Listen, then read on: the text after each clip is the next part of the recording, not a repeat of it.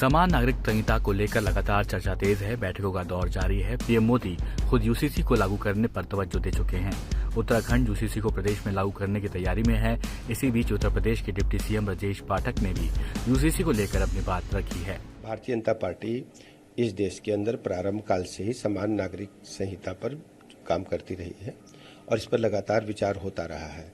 अब इस देश में समय आ गया है कि समान नागरिक संहिता लागू हो। आदरणीय प्रधानमंत्री नरेंद्र मोदी जी ने भारत माता के झंडे को आसमान की ओर पहुंचाया है। आर्थिक मोर्चे पर आज हम दुनिया में 5वें नंबर पर हैं और लोगों की प्रतिव्यक्ति आय में भी बढ़ोतरी हुई है। लोगों का जीवन स्तर बढ़ा है। गरीबी रेखा के नीचे रहने वाले लोगों में जीवन स्तर में बदलाव लाने में भारतीय जनता पार्टी सफल हुई है। हर गरीब को पक्का मकान से लेकर के सैकड़ों ऐसी सुविधाएं मिली हैं, उसको महसूस होता है उनका अपना कोई अभिभावक माननीय मोदी जी के रूप में है। अब ऐसे समय में सबको साथ लाने के लिए समान नागरिक संहिता की आवश्यकता बहुत अधिक है। उत्तराखंड में यूसीसी का ड्राफ्ट लगभग तैयार है और मुख्यमंत्री पुष्कर सिंह धामी इस मुद्दे पर लगातार लोगों तक अपनी बात पहुंचा रहे हैं। इसी सिलसिले में मुख्यमंत्री धामी ने दिल्ली में गृह मंत्री अमित शाह से मुलाकात भी की है और माना जा रहा है कि देश में लागू होने वाला यूसीसी उत्तराखंड के ड्राफ्ट के तर्ज पर बनाया जा सकता है।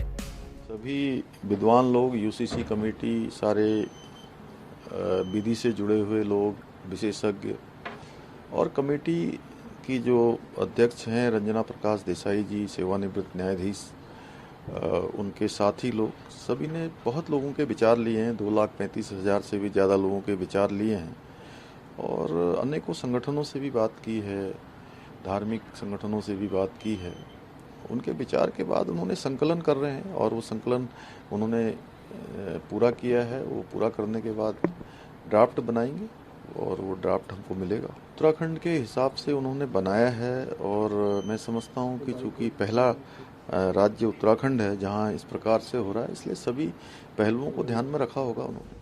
यहाँ आपको बता दें कि अभी तक शादी, तलाक, बच्चा गोद लेना और संपत्ति के बंटवारे जैसे मुद्दों में सभी धर्मों के लिए अलग अलग रूल्स और रेगुलेशन होते थे, जिसमें हिंदू पर्सनल लॉ, मुस्लिम पर्सनल लॉ जैसे कानून का इस्तेमाल होता था। लेकिन समान नागरिक संहिता के लागू होने के बाद इन मुद्दों पर भी एक ही कानून होगा जो सभी धर्म और जाति के लोगों पर लागू होगा।